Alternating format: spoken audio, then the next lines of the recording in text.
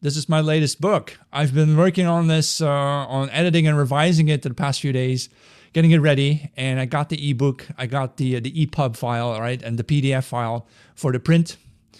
So this is going to be a paperback available on Amazon in a few days, probably by next week or so.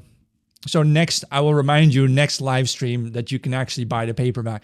I think the EPUB for Kindle is already live on Amazon. Atonement for the Shadow, A Hiker's Diary. It's a short book, barely 90 pages or so, 94 pages total. And however, it's a very meaningful book. It's based on a personal experience I had hiking up the Hardangervidda in Norway. That's this mountain where you have the Trolltunga and so on. And when I got all the way up to the peak of the system, leaving the tourists behind, because the tourists, they stop at level 1, right? Then there's level 2 and 3. I went all the way up to level 3, basically very high up the mountain. And since this was in July, if I remember correctly, it was supposed to be the summertime, and I had not read the magazine or the booklet telling you that up the mountain that high, it's going to be snowy and icy, and there was rain, there was hail, there was fog. It was really cold. I was wet because I wasn't wearing proper clothing, and I became hypothermic. And then things got so bad, I was by myself. Hiking back to the nearest cabin was hours away through very difficult terrain, difficult to see terrain because you can hardly see the sort of waypointers. They have these basically just rocks that you need to identify, rocks pointing a certain direction. And if you miss them, right, you're going to be wandering off into who knows where. So I ended up on top of a snowy, icy, frozen mountain, and I spent the night there. I had my trekker's tent because my clothes were so wet. I started becoming shaky, like hypothermic, right? Bad situation. But I had a very, very warm, clean and dry sleeping bag, which I knew because I bought it. It was suitable for temperatures way below freezing. So I got into my sleeping bag, and then I had a problem, namely my air mattress turned out wasn't properly functioning. It had worked up until that day fine, but that night it started losing air very quickly. And so I'm lying on this frozen soil, which if you know anything about hiking in the winter cold, if you're lying on the soil, you'll be dead in a few hours because the earth can be so cold, it will suck the warmth out of your body.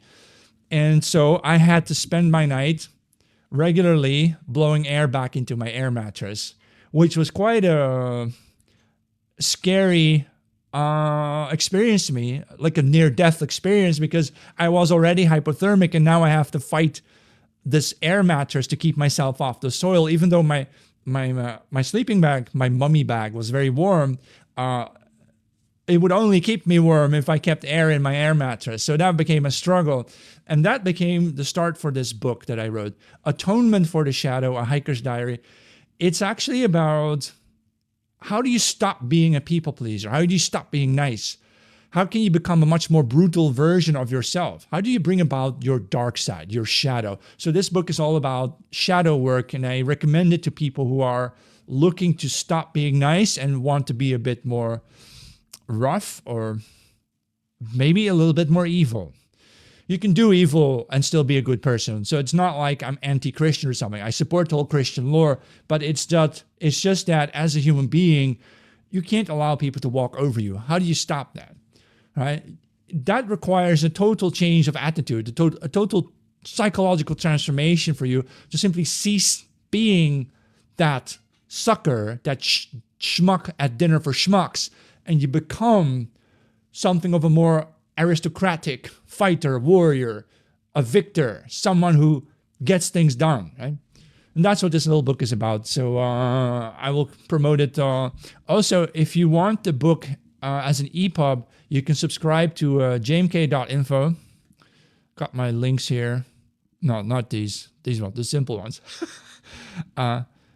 Right. And what you can do here is you can subscribe to jmk.info as my Substack.